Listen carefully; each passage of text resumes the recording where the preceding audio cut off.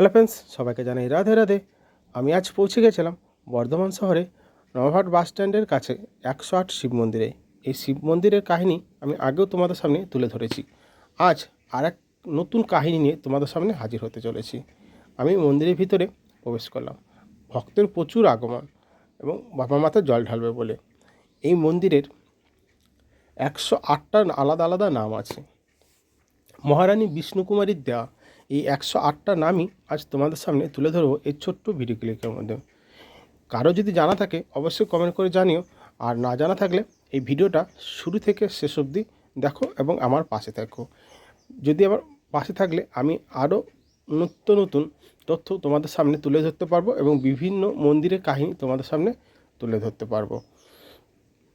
তো ভিডিওটা শুরু থেকে শেষ অবধি দেখো। তো ভিডিওটা কেমন লাগলো অবশ্যই কমেন্ট করে জানিও, আর আমার পাশে থেকো, আর পারলে লাইক শেয়ার এবং ফলো করে দিও।